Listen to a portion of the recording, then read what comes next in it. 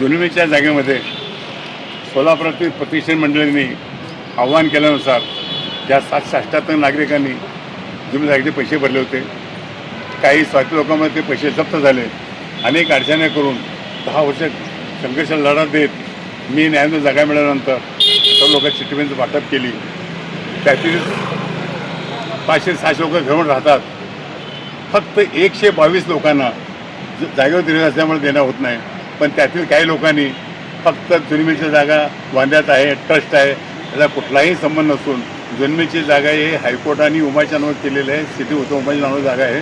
आणि मी 122 लोक राहिलेले आहेत. त्यांना एवढी विनंती करेन, तुम्ही पैसे कुमार कर्जगीच्या बघून पैसे दिले नाहीत. सोलापूरची प्रतिष्ठान मंडळी होती, डॉक्टर उमाशंकर, केळकर, तुळपुळे, विहार कुलकर्णी, विवेक असाची, रंगावेत यांना पैसे दिलेत.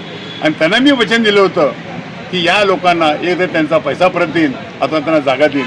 आज मी अनेक संकटावर मात करत सर्व गोष्टी केलेल्या आहेत. आज हे 30 कोटी जागा तुम्हाला देतो म्हणत होती. आज ते 40 लाख रुपये किंमत आहे, 4 वर्ष झालेले आहे. पण मला पैशाचा लोभ नाही. तुम्ही 122 लोकांना मी विनंती करतोय, तुम्ही यावं. तुम्ही चुकीच्या पद्धतीनं कोर्टात गेलात, पण तरी हरकत नाही. आज मी पत्रकार समोर सांगितलेलं आहे, तुमचे वकील आणि माझे वकील एकत्र बसतील आणि ज्या किमतीत हायकोर्टातून जागा आलेली आहे त्याच किमतीत मी तुम्हाला देण्यात आहे असं मी कोर्टात अपील करून देतो. कारण का मी तुमच्याकडे काही करत नाही.